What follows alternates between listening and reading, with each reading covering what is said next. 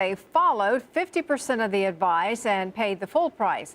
Police advise drivers to lock their cars and keep valuables out of sight. Some did one, but not the other, and suffered the consequences. There was another series of car burglaries last night, this time in Newberry. TV 20's Nico Clemens reports the victims' cars all had something in common.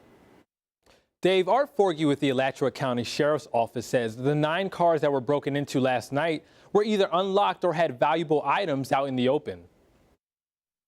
That's just careless.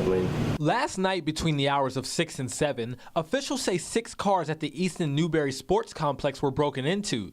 Some had their windows smashed. In the same manner, 3 more cars were tampered with around the same time at the park in Jonesville. This is probably one of the biggest crimes that we deal with on a continuing yearly basis. Forgy says the things taken include purses, wallets, credit cards, and electronics. Right now, deputies are trying to collect evidence as well as video surveillance at the Sportsplex. Art Forgy says burglars go from car to car to car, checking to see if they're unlocked. And if so, and you leave valuable items in plain sight, they're going to take them. If you leave nothing of value in your car and you leave your car locked, your car is probably not going to be bothered. Joseph Todd says he was at the Sportsplex last night when the burglaries happened. Everyone was playing baseball, and when they came off the field, they were very upset. The vehicles around were just fine. It didn't matter if it was an expensive car or a cheap car. It was what they could get out of that car without opening the door and getting out as fast as they could. Forgy says an additional car was broken into earlier in the day in Jonesville and appears to be related. This now has some drivers thinking twice about what they leave out in plain sight. And that's what I'm going to start doing. I'm not going to leave anything in there from now on.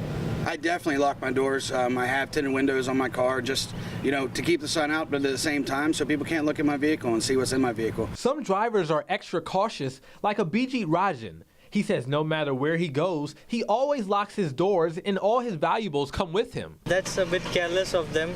They should have been more careful about these things. Yeah. I mean, if you are going to a mall or some public place, then it's really important that you keep your doors locked.